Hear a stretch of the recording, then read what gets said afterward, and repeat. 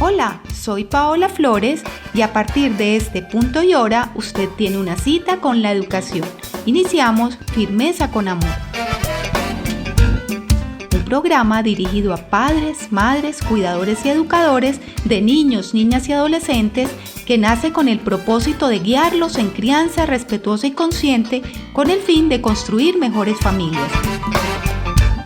Firmeza con Amor, una propuesta de frecuencia U 940 AM para la crianza y salud mental infantil y adolescente.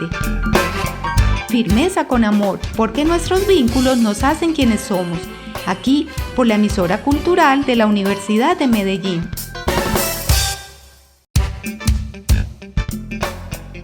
Hola a todos, bienvenidos al programa Firmeza con Amor, un programa de crianza y educación de la emisora cultural de la Universidad de Medellín, dirigido a padres, madres, educadores y cuidadores de la infancia y adolescencia.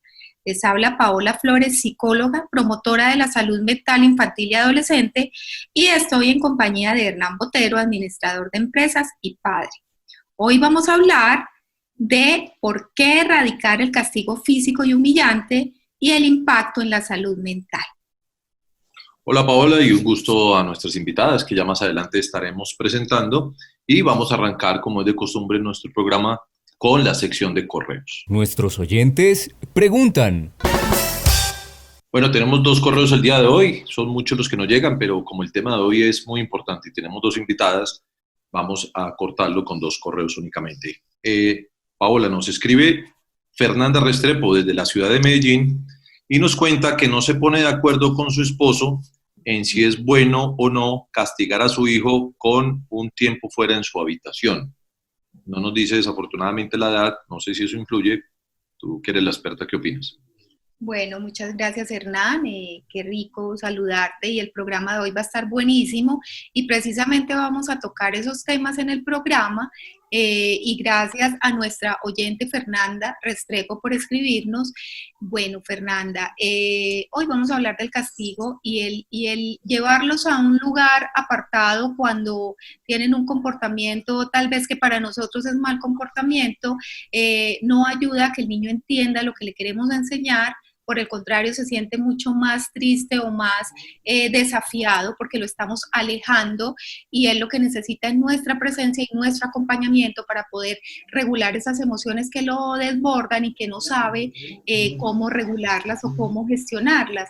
Entonces, si castigamos alejándolo de nosotros, le estamos diciendo que esa emoción que tiene no es válida y no es importante y que esa necesidad no va a ser satisfecha. Entonces, es muy importante que cuando él se desregula, podamos acercarnos a ayudarlo a regularse, porque lo vamos a hablar ahora más adelante con nuestras invitadas.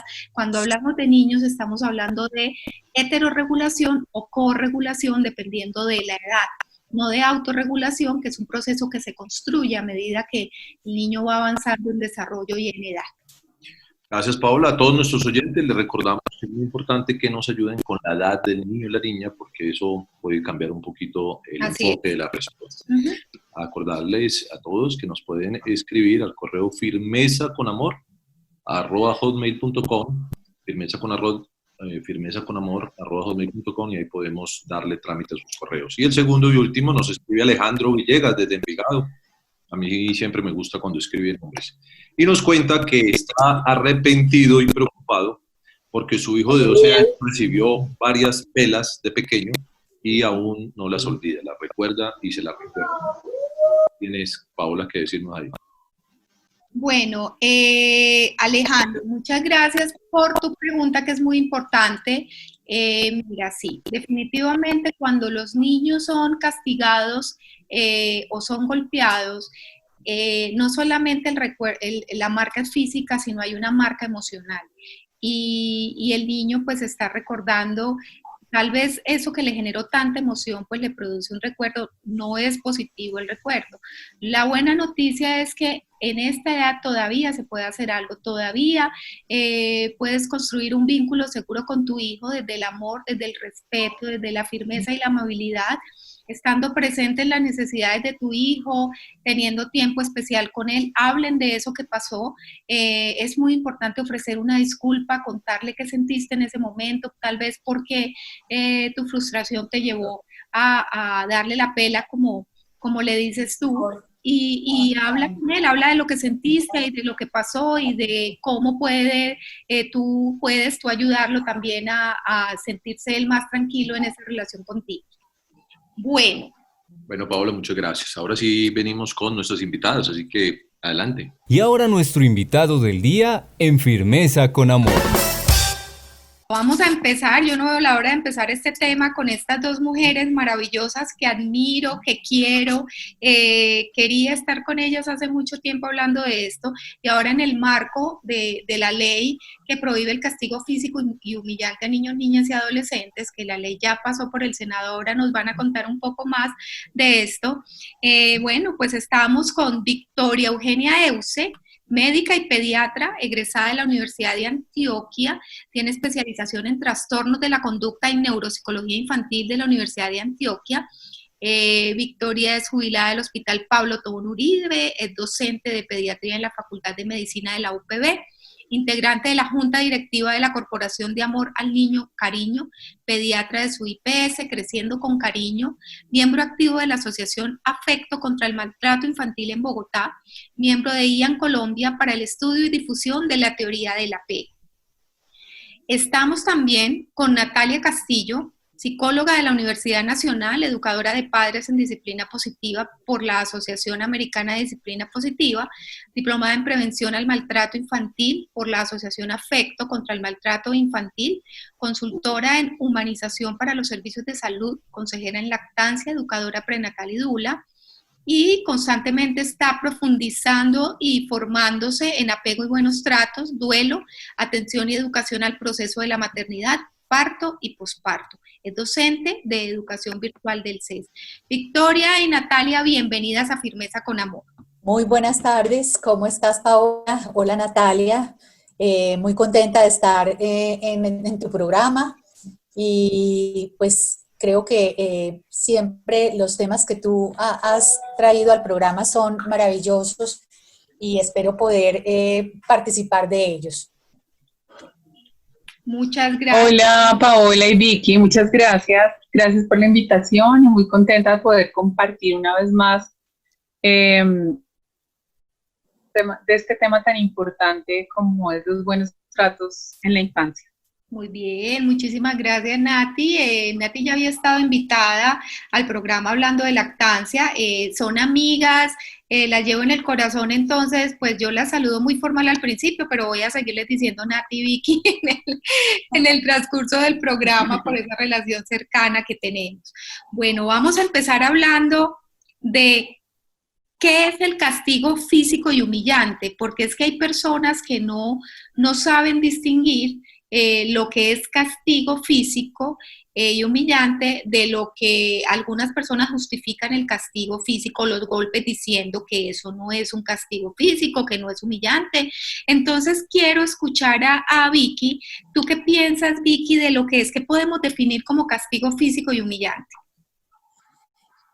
Paola, si me preguntas a mí, yo pienso que cualquier golpe que recibas, cualquier golpe que como ser humano que tienes derecho a ser respetado, cualquier golpe que recibas es un castigo físico humillante. Sí. Cualquier golpe, por leve que sea, y sobre todo si está dado de una manera, si se da de una manera en la que pretenden cambiar tu conducta, es un castigo físico, pues porque tiene que ver con tu cuerpo y te humilla porque definitivamente a nadie, absolutamente a ningún ser humano, a ningún mamífero le satisface, le agrada, le gusta recibir un golpe de otra persona o de otro ser vivo como él.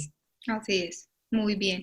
Nati, ¿qué es el castigo humillante? Ya Vicky nos dijo el físico, pero entonces si el físico es un golpe, ¿cierto? Que de por sí humilla, ¿qué es un castigo humillante que no tenga que ver con un golpe? Bueno, yo quisiera como devolverme un poco a que miremos qué es el castigo, y el castigo es la entrega de todo estímulo punitivo, ¿no? Que Sí. cause dolor en algún nivel, ya sea físico o emocional. En general, el castigo humillante es cualquier acción que pueda causarle vergüenza o que pueda degradar la dignidad del niño. Y entonces aquí hay un amplísimo rango, ¿no? Abarcando lo que Vicky menciona sobre el castigo físico, que va desde el empujón, el pellizco, ¿no? Que pueden ser como los más leves, hasta las cosas más graves que hemos escuchado, ¿no? En el castigo físico. Pero el castigo humillante, pues todo tipo de castigo físico más manipulaciones verbales, aislamiento afectivo, sobrenombres, etiquetas, burlas, ¿no?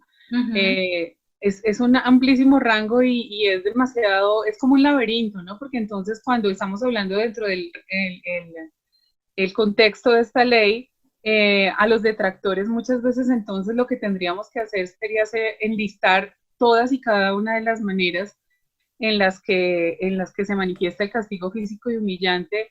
Y bueno, la verdad es que lo que se ve y lo que nos demuestran las noticias es que los seres humanos somos especialistas en añadirle un poquito más, ¿no? Sí. Entonces, pues hay muchísimas maneras, ¿no? Pero en general todo aquello que vulnere la dignidad del niño. Muy bien. Hay papás que dicen, y me ha pasado en consulta o en talleres o charlas que me dicen, no, es que yo no le pego con rabia, entonces eso no significa nada, yo le pego es para que cambie el comportamiento. Hay papás que creen que si no pegan con rabia no están castigando o no va a impactar. El impacto de lo que está pasando y lo que está hablando la ley, todas las investigaciones que hay alrededor de qué pasa en el cerebro cuando castigamos, cuando humillamos, cuando golpeamos a los niños. ¿Cuál es ese impacto? Vicky, tú que has estudiado tanto el neurodesarrollo y que nos has regalado unas charlas espectaculares con imágenes, nos has mostrado el impacto. ¿Cuál es ese impacto en los niños de ese castigo físico que dado pues por esas personas que son pues importantes para ellos? Sí, mira Paola, hace unas décadas yo diría que mi generación y creo que inclusive hasta la infancia de ustedes todavía y sigue siendo, pues esto no ha cambiado, apenas algunas personas tienen conocimiento o tienen algún tipo de acercamiento frente a investigaciones tan importantes como las que se han dado en los últimos años, en las últimas décadas, yo diría las 2 últimas décadas, en las cuales se ha demostrado desde la ciencia, desde las neurociencias, el impacto que tiene el estrés y todo esto se inicia justamente porque hay una cantidad de enfermedades y de manifestaciones sistémicas en las personas que están muy relacionadas con los estados emocionales, que están muy relacionadas con los niveles de estrés que las personas viven. Esto se inicia cuando estas investigaciones, digamos que todo este conocimiento comienza a aparecer cuando se demuestra que tener niveles elevados de cortisol, tener niveles elevados de esta hormona en la sangre, producen trastornos importantes en muchos órganos vitales y producen trastornos más importantes aún en un órgano trascendental en la vida como es el cerebro. Entonces, cuando esto se demuestra y cuando tenemos la evidencia de estos trastornos, empezamos a pensar en lo que puede suceder a nivel cerebral en la madre que está gestando un nuevo hijo, lo que puede suceder a nivel cerebral en el recién nacido, en el lactante, en el preescolar, en el escolar y en el adolescente, épocas de la vida en las cuales ese cerebro está en formación, ese cerebro está en maduración. Entonces los neurocientíficos comienzan a investigar, inicialmente lo hacen obviamente en animales de experimentación, sin embargo, se presenta un evento que permitió, digamos, a los científicos darse cuenta de ese impacto. Justamente en los orfanatos que había en los países de la cortina de hierro, donde hubo una situación de la pérdida de la libertad tan severa, tan grave, y donde hubo muchas personas que abandonaron sus hijos tratando de huir de la cortina de hierro y que abandonaron también a sus familiares. Se encontraron cantidad de niños que estaban en orfanatos y que estaban en sitios donde había, pues tenían más o menos para mantenerse vivos, es decir, había alimentos, había algunos cuidados, pero no había vínculos, no había ningún tipo de vínculo, no había ningún tipo de cercanía entre el cuidador y los niños. Y estos niños, además de vivir el abandono, la negligencia, la falta de cuidado y no tener vínculo afectivo, pues algunos de ellos estaban también sometidos a malos tratos. Esto permitió hacerle seguimiento a estas personas y darse cuenta de que estas personas desarrollaron una cantidad de situaciones posteriores, una cantidad de enfermedades relacionadas con los niveles de estrés que vivieron en la infancia. Es decir, esto dio pie a que se empezara a investigar muy a fondo qué era lo que sucedía al interior del organismo de los niños y en el desarrollo de su cerebro que estaba relacionado con el estrés vivido. Entonces, esto ha generado una cantidad de investigaciones que han hecho los estadounidenses, los canadienses, los ingleses, e inclusive hasta los españoles tienen ahora cantidad de investigaciones que estamos apenas en América Latina acercándonos a ellas y conociendo para entender que maltratar a los niños, y maltrato es cualquier tipo de maltrato, cualquier tipo de trato que les genere alto estrés y que sea más o menos continuo, puede generar daños graves en su neurodesarrollo.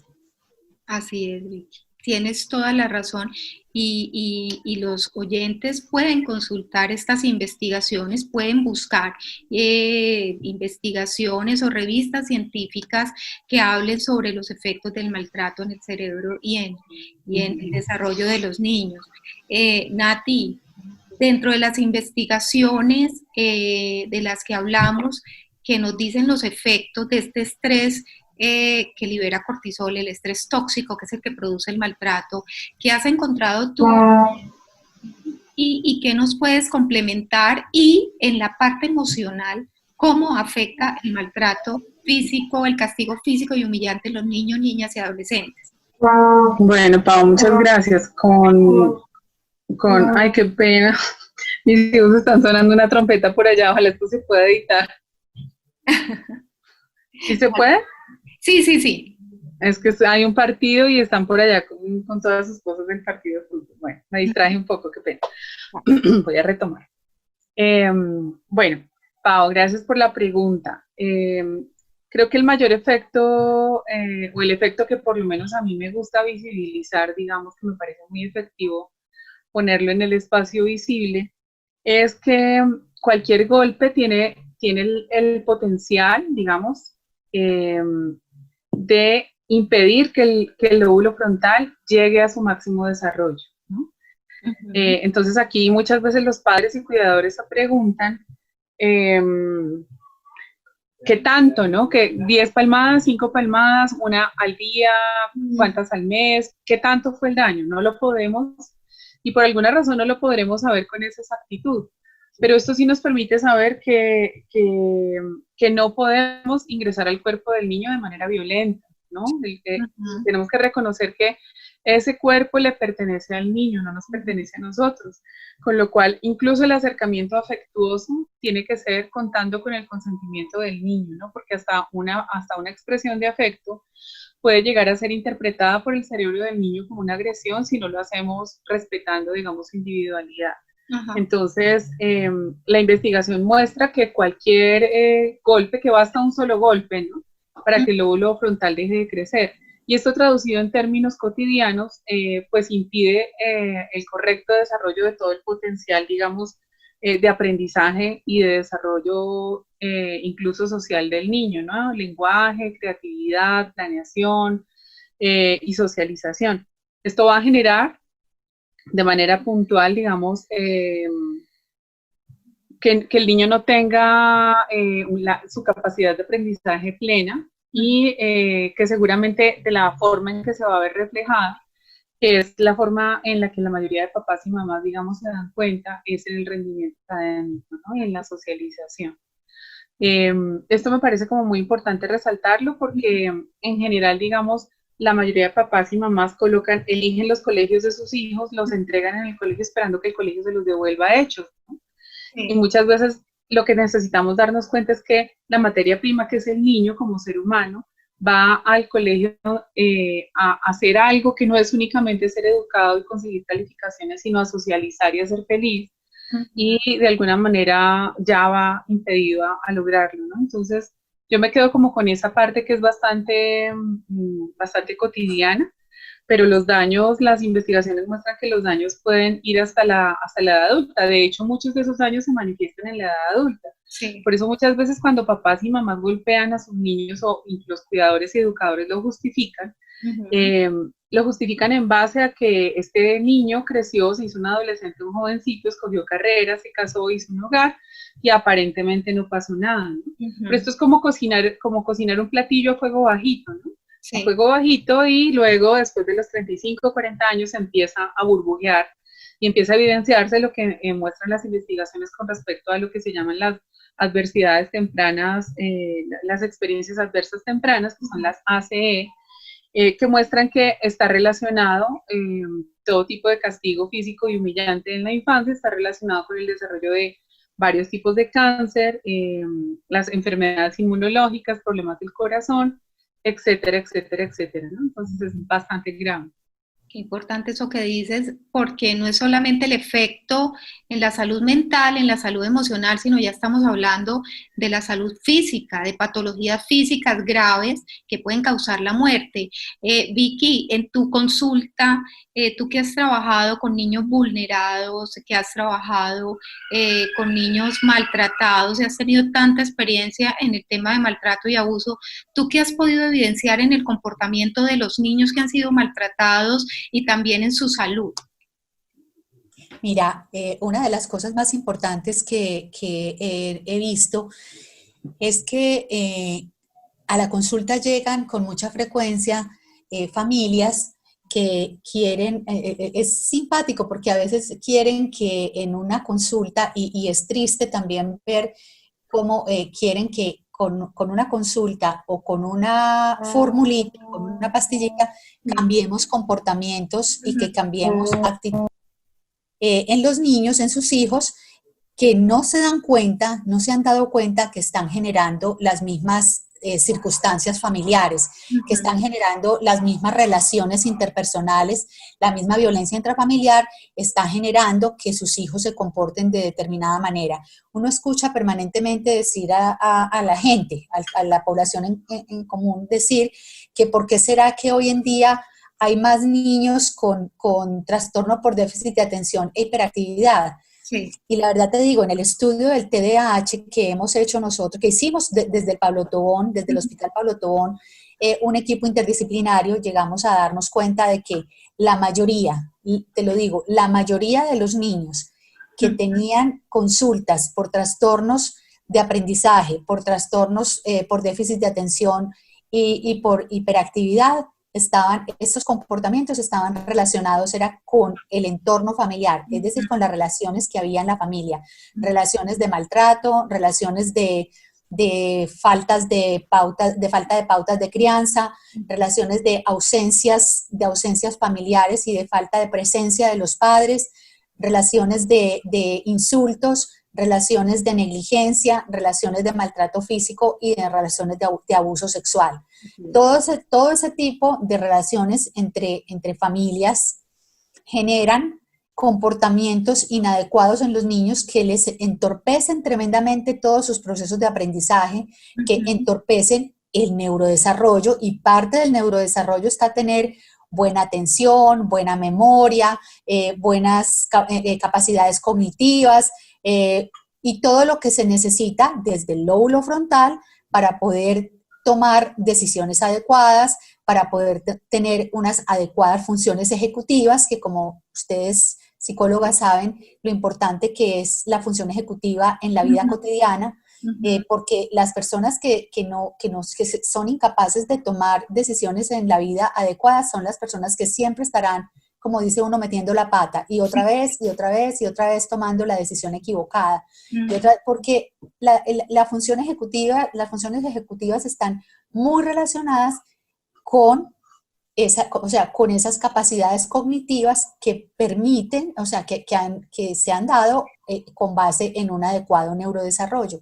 Niños estresados, niños maltratados, niños que han sido vistos por sus padres como con bajito valor. O sea, cuando uno coge a un objeto a golpes, cuando uno coge un animal a golpes, cuando uno coge a una persona a golpes, le está diciendo, tú no vales nada. Tú no vales nada. Y ese valor que le damos al otro, esa falta de reconocimiento que le damos a él como persona que merece el respeto de no golpearlo, así como yo no golpeo a un adulto, tampoco un niño merece la falta de respeto de recibir golpes. Entonces, ese niño así lo percibe, así lo entiende, así lo fija en su cerebro y así se va a ver toda la vida. Así es, y así se construye la autoestima, ¿no? Como me ven, yo me veo y así mismo me ve el mundo. Así Entonces, es. exacto, y entonces, ¿cómo se van a considerar esos niños a lo largo de todo su proceso de desarrollo? Todos nuestros oyentes les queremos recordar que nos acompaña Victoria Euse y Natalia Castillo, y estamos hablando de un tema muy importante, de castigo físico. Y quiero preguntarles, aquí por el interno nos dicen si existe una estadística, no sé si Victoria o Natalia nos puede ayudar con esta pregunta, donde se ha más marcado la violencia en las familias por parte del padre, que por ser hombres pues parece ser que tenemos un estigma de ser más maltratadores en casa, o si es la madre por estar más tiempo en casa, o si no hay unos datos que nos puedan ustedes entregar al respecto. Mira, sí existen y si me dan un minutico los voy a buscar para no decirlos, yo los tengo aquí porque...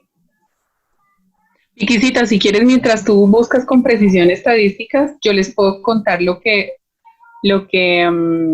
dice, por ejemplo, la investigación que menciona Gaudencio Rodríguez en su libro. Él menciona que lo que muestra, digamos, lo que él ha visto, digamos, a lo largo del tiempo que ha trabajado con niños y niñas y también desde el acompañamiento que hizo en UNICEF, es que son las madres las que con mayor frecuencia ejercen el castigo físico. Y esto no es un indicador de que el uno sea más malo que el otro, ¿no? Esto en realidad necesitamos hacer el zoom un poco más amplio y lo que se encuentra es que con frecuencia cuando hay este tipo de violencias en el hogar, lo que suele ocurrir es que esta mujer a su vez está recibiendo maltrato físico por parte, o emocional, digamos, por parte de su pareja. Con lo cual es un ciclo que ya hemos visto, digamos, incluso hay varios memes que circulan con estas imágenes, ¿no? Es un ciclo que no termina. Sí. A él lo violentan afuera, social, económica o laboralmente, y él violenta a su compañera, y a su vez ella violenta a sus hijos, que a su vez van a terminar violentando a otro, ¿no? Porque los niños, pues digamos, es como que se les entrega un obsequio, se les entrega un regalo, y ellos deben entregárselo a alguien, y con naturalidad, pues los niños se lo entregan a la mascota, o entre los hermanos, o a algún niño en el colegio, ¿no? Así es. O sea que podríamos hablar, cuando hablamos de castigo físico, de golpes, estamos hablando también de poder, Nati, de abuso de poder. Sí, estamos hablando de abuso de poder. En realidad, el uso del castigo físico de alguna manera se ha perpetuado porque somos generaciones y generaciones que hemos recibido este mensaje sin palabras a través del modelamiento de cómo se ejerce el liderazgo, ¿no? El liderazgo desequilibrado, el liderazgo asociado al poder, el liderazgo asociado a la autoridad, que además ninguna de las definiciones, porque si nos remitimos a la etimología de las palabras, ninguna de estas palabras viene asociada con la violencia, ¿no? Pero los niños van aprendiendo cómo se ejerce el liderazgo de una manera desequilibrada asociado a la fuerza y sobre todo a las luchas de poder. Entonces, muchas veces lo que el adulto hace, que está desequilibrado, el niño se acoge, el niño se reduce, el niño se resigna, pero el niño de fondo anhela que llegue su momento de ser tan grande como quien me violentó para poder hacer lo que a los adultos sí les es permitido. Mira, yo aquí tengo unos datos que son los datos datos del 2018, pues Forensis, que es la rama de medicina legal de ciencias y ciencias forenses, que ya están completos porque ustedes apenas ahora en el 2020 van a salir los del 2019. Sí. Entonces tenemos, estos datos son, en el 2018 fueron reportados a Medicina Legal y Ciencias Forenses 26.473 casos de violencia intrafamiliar, donde los datos de niños menores de 5 años, las cifras son dudosas porque se cometen todos al interior, en la intimidad del hogar. Sí. En menores de 10 años fueron 54.48% fueron niños, hombres, y 45.52% fueron niñas, o sea, mujeres. Sí. Entre los 10 y los 14 años, 45.27 fueron hombres y 54, estoy hablando de las víctimas, sí. Y 54 puntos, mira cómo van aumentando luego, cuando son menores de 10 años, los más maltratados son los hombrecitos, los niños, porque usualmente son más inquietos. Sí. Pero de 10 a 14 años comienza a cambiar esa cifra y las víctimas son 45.27 niños y 54.73 en mujeres. Y de 15 a 17 años, 39.61% son hombres y 60.39% son mujeres. Y según Forensis, el vínculo que tienen con el agresor estos niños, en el 90.2%, esta violencia la ejercen los padres, sí. Donde el 29.9% es el padre y 28.1% es la madre. O sea, muy similar, realmente muy similar, padre y madre según Forensis. Lo que sí tiene una relación de 5-1 es la relación padrastro-madrastra. Sí. Es decir, cuando el agresor es un padre sustituto, es decir, una persona que llegó a cumplir la función de padre, es mucho más violento el padrastro que la madrastra. Vicky, qué datos tan interesantes, y entonces yo me quedo pensando que de eso, de la estadística que tú das de las niñas, de las adolescentes que son golpeadas, que ya el número es mayor que el de los hombres o los niños adolescentes, entonces de ahí pasar a una violencia hacia la mujer es muy normalizado. Exactamente, exactamente. Entonces esto tiene que ver con el género. Claro. Esto está pegadito uno del otro. Están pegaditos uno del otro. Y aquí, como te digo, estos datos que doy están hablando de violencia en general, inclusive ya está incluida la violencia sexual. Estos son datos globales de violencias, violencias contra los niños, niñas y adolescentes. Y entonces también la violencia sexual es mucho mayor sobre las mujeres. Claro que sí.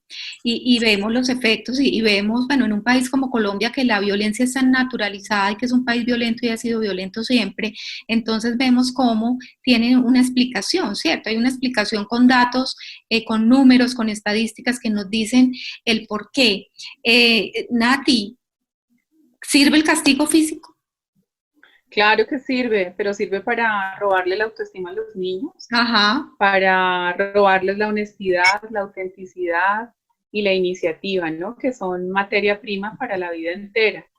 Y aquí necesitamos como hacer como un planteamiento claro, y es para que lo que le damos a los niños y niñas lo queremos a largo plazo o a plazo inmediato, ¿no? Sí. Usualmente, entonces lo que podemos observar con referencia al castigo es que el castigo sí tiene una efectividad, sí desaparece una conducta de manera inmediata, pero el precio que se paga, digamos, porque no se ejecute, porque no haya una ejecución, es muy alto, es desproporcionado para el resultado que se obtiene. Entonces, claro, los papás que, por ejemplo, dan una palmada para que no le pegue al hermanito o dan una palmada para que no se saque los mocos, sin duda consiguen que en ese momento no lo siga haciendo, pero no consiguen, el propósito mayor es que la conducta se sostenga con el tiempo, ¿no? O que desaparezca con el tiempo.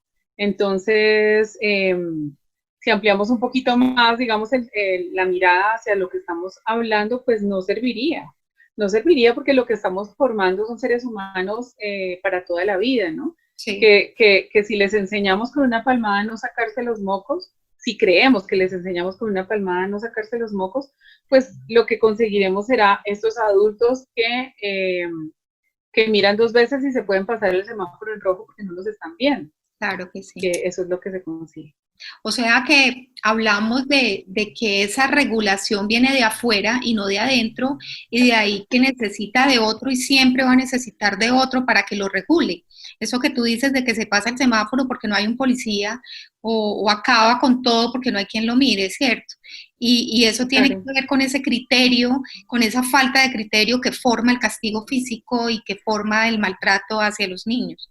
Claro, qué pesado. Incluso si pudiéramos a ponerle estos números, nos daríamos cuenta que esto a las naciones, o a nuestra nación por lo menos, le genera gastos que nos podríamos estar ahorrando. O sea, esto también tiene que ver con el Producto Interno Bruto de nuestro país, ¿no? Efectivamente, necesitamos trabajar en la regulación emocional, que es una de las funciones de los buenos tratos en la infancia, ¿no? Y es poder entender en primera instancia la etapa evolutiva en la que el niño está para poder comprender qué le puedo enseñar y qué le puedo pedir, porque muchas veces uno encuentra papás y mamás que le están exigiendo a un niño de 6 meses que espere no sé qué cosa, que espere que llegue el alimento o que espere que lo duerma porque el papá y la mamá están haciendo no sé qué actividad, sin comprender que el lóbulo frontal tiene un proceso de desarrollo y de crecimiento que va en progresión desde el día que nace, más o menos hasta los 3 o 4 años, con lo cual el niño no tiene estas funciones ejecutivas que mencionaba en este momento Vicky, Sí. Y por esa razón no puede planear, o sea, él no puede esperar tampoco, es una razón biológica, ¿no? Sí. Entonces necesitamos primero conocer las etapas evolutivas para poder saber qué les podemos pedir y qué les podemos enseñar, para también poder tener conjeturas benevolentes frente a las acciones que los niños toman. Los niños no, las cosas que los niños hacen no las hacen para incomodarnos a los adultos. Y si observamos también, esta mirada nos deja ver que las cosas por las que los adultos golpean a los niños son exactamente las mismas cosas que los adultos hacen. Entonces, ¿por qué a los adultos no los golpeamos por esas cosas? Así es. No, Nati, y quiero decirte algo, peor aún es que muchos padres golpean a sus hijos o insultan a sus hijos por cosas que son inherentes al desarrollo. Es decir, tú golpeas a un niño de 3, 4 años porque derrama un líquido que está en un vaso, lo derraman y resulta que ese niño todavía no ha terminado de desarrollar la motricidad fina, no ha terminado de desarrollar unas funciones que son de maduración neuronal. No es igual que una persona adulta que ya tiene un cerebro mielinizado, un cerebro que ya terminó de madurar, no derrama ese vaso con la facilidad que lo puede derramar un niño. Entonces, ¿por qué? Porque él está en proceso, porque está aprendiendo y porque está madurando, o porque se orinó en la cama cuando no tiene ni siquiera 2 años, o porque se le cayó algo, porque es que él no tiene la misma motricidad que ya ha desarrollado alguien. Las cosas se aprenden, es como un pianista aprende a ser pianista con base en el ensayo, error, ensayo, error, ensayo, error. Si no entendemos eso, no vamos a entender que los niños aprenden a hacer las cosas, aprenden a caminar, aprenden a hablar, aprenden a sostener algo en la mano, aprenden a tener motricidad fina con base en ensayo, error, ensayo, error. Sí, es muy cierto. Y también golpeamos y maltratamos por los problemas que tenemos como adultos, ¿no? Cuando nos falta la paciencia o la tolerancia porque nos pasó algo o la pareja está discutiendo, tenemos una circunstancia en el trabajo, en nuestra vida, y entonces queremos sacar esa rabia hacia alguien y generalmente, o en estos casos, se saca encima de los niños, ¿no? Los vulneramos porque es la manera de poder sacar la rabia con alguien que no se va a defender. Cuéntenme ustedes entonces. Perdona, Pau, por eso yo no me creo el cuento, no me creo el cuento de que hay golpes sin rabia. Exacto, y que es que yo le digo eso a los papás, muéstrame cómo es un golpe sin rabia o cuéntame. Y entonces a mí me dicen exactamente cómo les pegan, dónde les pegan, y pues todo, yo les digo, si no tuvieras rabia, no darías un ¿No golpe. pegabas? Ay, Pau, pero es que es muy grave, ¿sabes? Porque yo lo viví en carne propia, como hay, digamos, organizaciones bastante bien estructuradas, la mayoría de origen religioso, Sí, que le enseñan a los papás cómo golpear sin rabia, entre comillas, ¿no? sí. Y yo lo recuerdo, cómo me lo dijeron, yo creo que sí, lo hice unas 3 veces con mi hijo mayor, y es muy, muy grave, es como de, deja que te pase la rabia, respira profundo, háblale con amor y explícale por qué le vas a golpear, ¿no? Y yo lo hice, mi hijito tendría tal vez unos 3 años o 2 años, o sea, ¿tú crees que ese lóbulo frontal de ese nene entendió? Mi amor, es que tú hablaste en el momento en el que no tenías que hablar y y entonces después decirle, te voy a bajar el pantalón porque te voy a dar una palmada, esto es demasiado agresivo, genera disociación. Totalmente. Claro, es lo mismo que hace un hombre con una mujer a la que golpea, porque te estoy golpeando porque te quiero mucho.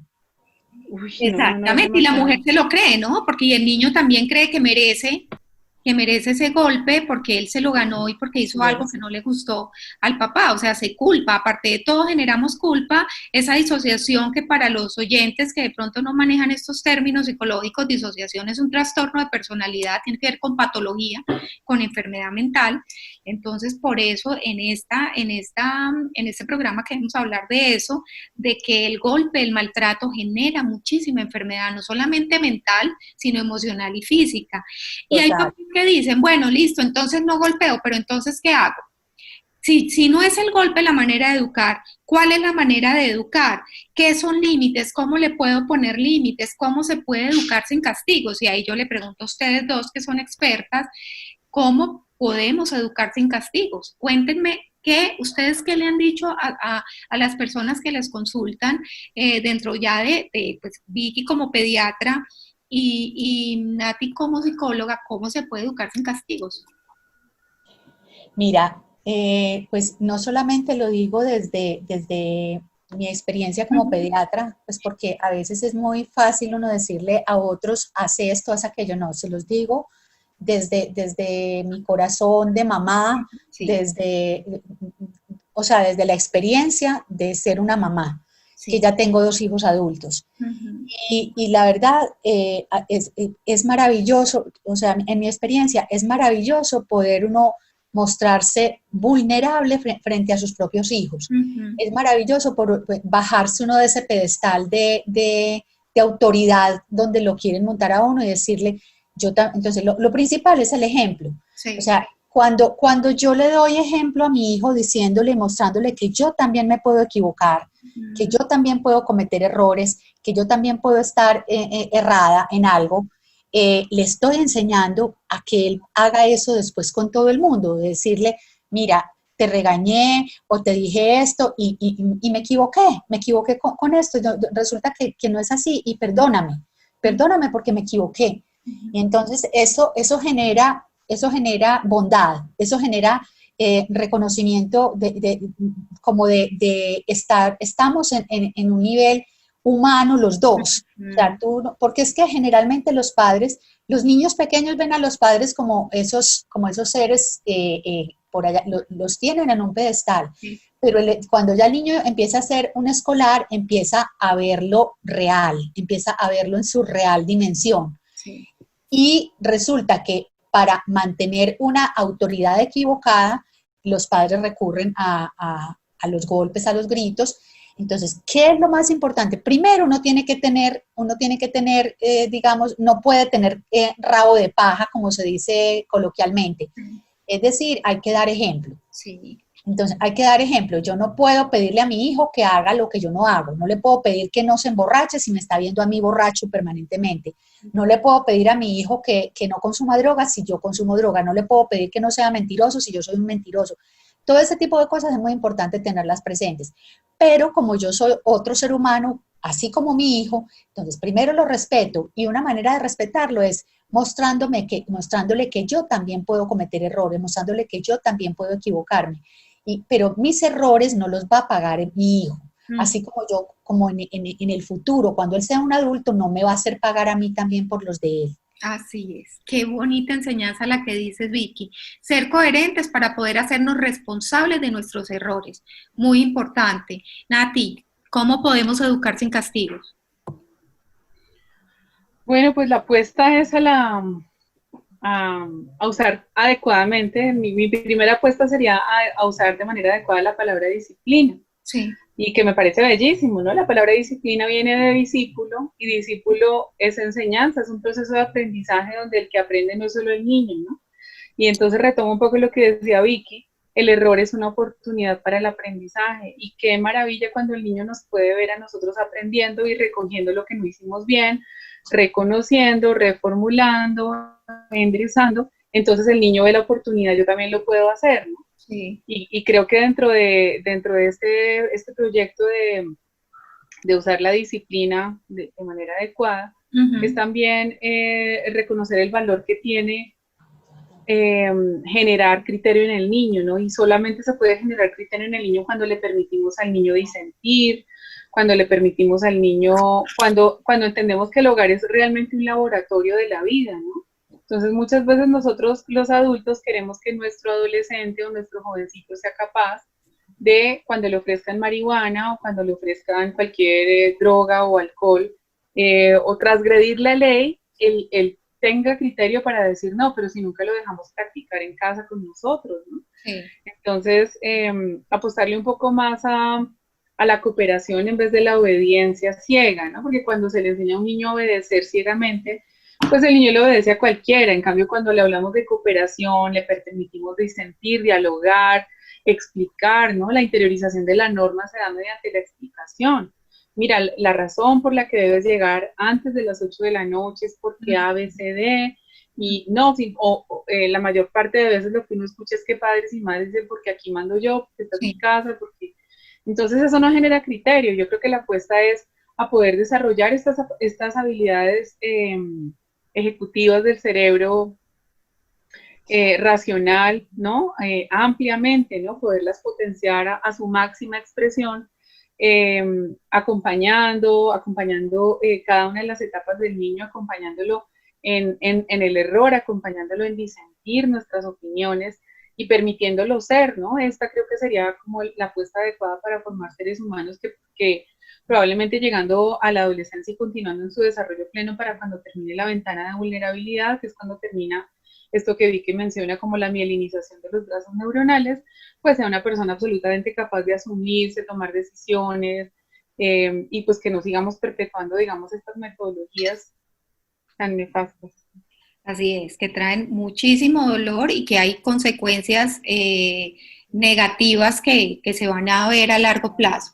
Bueno, este programa está excelente, es un tema que podemos durar mucho tiempo hablando de eso, pero cuéntenme entonces ya para concluir, ¿qué le podemos decir a los oyentes? Bueno, hay una ley que prohíbe el castigo físico y humillante en niños, niñas y adolescentes que está muy avanzada, que va muy bien, y en lo que hemos hablado de aquí para atrás en este programa, ¿qué podemos concluir y qué le podemos dejar a los oyentes? Que se queden con qué. Mira, yo, y lo vuelvo a decir, más que desde los libros, más que desde las lecturas, porque todos tenemos acceso a las lecturas, lo digo desde la vivencia personal. No hay nada más, no hay mejor regalo para un hijo que dejarle el buen recuerdo de su infancia. No hay una herramienta mayor, con mayor trascendencia e importancia que el haber tenido una infancia feliz. Porque, primero, ese niño siempre te va a mirar como un padre amoroso, una madre amorosa. Y cuando digo amoroso, no quiero decir amoroso no quiere decir que uno no tenga firmeza, como dices tú en tu trabajo, Paola. O sea, hay que ser amorosos, pero firmes. Sí.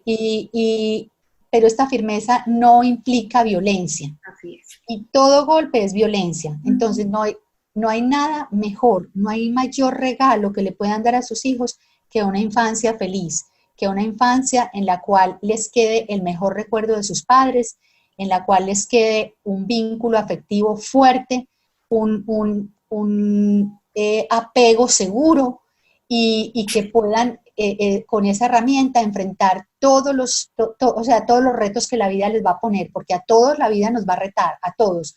Nos va a retar con duelos, nos va a retar con pérdidas, nos va a retar con estrés. Entonces, la manera de poder enfrentar todos esos retos, todos esos duelos, todas esas pérdidas, va a ser con una infancia feliz, tranquila y segura. Qué bien, qué lindo eso que dices, Vicky. Bueno, Nati, cuéntanos cómo concluimos este programa. Bueno, mi invitación para concluir el programa es que quienes nos escuchen tengan la oportunidad de mirarse a sí mismos también en sus infancias, ¿no? Cuando fueron niños y niñas. ¿Cómo se recibía el golpe, la humillación, el grito, el sobrenombre, el aislamiento? ¿Cómo se recibía? ¿Se recibía con gusto, con placer? ¿Se recibía entendiendo que, como el discurso que lo acompañaba, ¿no? ¿Se recibía entendiendo que era por nuestro bien? ¿O qué se sentía, ¿no? Y generalmente cuando vamos a ese momento y encontramos a vamos hasta allá donde está nuestro niño interior herido, nos podemos dar cuenta que no se recibía con placer ni con gusto y que tampoco era un recurso para el aprendizaje, se recibía con dolor, ¿no? Entonces eso es lo mismo que están viviendo los niños y niñas hoy en día en diferentes grados, incluso matizados y barnizados por el supuesto amor que nos recomiendan darle el golpe con amor, ¿no? Porque algunos de los que reciben el golpe sin amor dirán, pues mejor darlo con amor, ¿no? Entonces, sí, la invitación es hacer esa mirada y poder sentir, ¿no? Porque a veces nos quedamos con un montón de conocimientos y de estrategias, pero poder sentir, ¿no? Recordar y sentir el dolor que sintió ese niño y esa niña y repararlo, ¿no? Repararlo. Y la mejor manera en la que podemos repararlo es dejar de hacerlo. Sí. Tienes toda la razón. Bueno, vamos a contarle a los oyentes sus redes sociales o dónde las pueden encontrar para que sepan eventos que ustedes promueven con este tema de defender la infancia y de promover los buenos tratos. Pues a mí, o sea, digamos que los eventos que se hacen y en los que yo participo con mucha frecuencia son los eventos de la Asociación Afecto contra el Maltrato Infantil de Bogotá y aquí en Medellín de la Corporación de Amor al Niño Cariño. La Corporación de Amor al Niño Cariño tiene un centro que es una IPS que inició sus labores este año, ha estado haciendo de una manera casi virtual toda su atención hasta ahora, pues por obvias razones, pero ahí en la corporación y en la IPS Creciendo con Cariño me pueden encontrar o mi correo electrónico también, vickyEuse@hotmail.com, Vicky sin C, solamente con K, y Euse con doble S. Muy bien, muchas gracias, Vicky. Nati, tus redes. Gracias, Pau. Bueno, yo soy la directora de proyectos en Fundación Amable. Nos pueden encontrar en Fundación Amable en Instagram y en Facebook. Y también hago parte de la Red para la Salud Mental de las Mujeres en Colombia. Quisiera dejar por último, pues que no hay una sola violencia que no tenga que ver con otra, ¿no? Por eso debemos trabajar como en equipo. Así es. Qué lindo eso que dices. Bueno, vamos a hablar de los eventos y de hecho hay un evento que tiene que ver también con todos los eventos tienen que ver con esos temas de la protección a la infancia. Natalia pertenece también al CID Bogotá y este CID tiene un evento que es, Hernán, cuéntanos. Bueno, el conversatorio Duelo Perinatal, Pérdidas Silenciosas en la Familia, cómo podemos dar tiempo y espacio al duelo cuando es tratado durante una pérdida durante la gestación o el posparto inmediato. Pueden conectarse por Zoom, es el martes 20 de octubre de 7 a 9 de la noche, previa inscripción, lo pueden encontrar en las redes sociales del CIT. Y también queremos invitar a Instagram de Red Papás, pueden ustedes buscar un conversatorio virtual que se llama Comportamiento frente a la comida en épocas de pandemia. Es el 14 de octubre de 7:30 a 8:30, también es necesario la inscripción previa. Vamos terminando porque, como dicen los hombres de la radio, el tiempo es corto. Paola, muchas gracias por siempre acompañarnos. Muchas gracias a ti, muchas gracias a estas súper invitadas, a todos nuestros oyentes, mil gracias por seguirnos y les recordamos que realizo asesorías personalizadas, talleres y conferencias y para esto me pueden escribir a firmezaconamor@hotmail.com y también para hacer sus preguntas. Les hablamos Paola Flores, psicóloga, promotora de la salud mental infantil y adolescente y Hernán Botero, administrador de empresas y padre. Los invitamos a una próxima emisión de Firmeza con Amor en nuestra emisora Frecuencia U, la emisora cultural de la Universidad de Medellín, 940 AM y en las plataformas digitales. En este punto y hora termina Firmeza con Amor, un programa dirigido a padres, madres, cuidadores y educadores de niños, niñas y adolescentes que nace con el propósito de guiarlos en crianza respetuosa y consciente con el fin de construir mejores familias. Firmeza con Amor, una propuesta de Frecuencia U 940 AM para la crianza y salud mental infantil y adolescente. Firmeza con Amor, porque nuestros vínculos nos hacen quienes somos. Aquí por la emisora cultural de la Universidad de Medellín.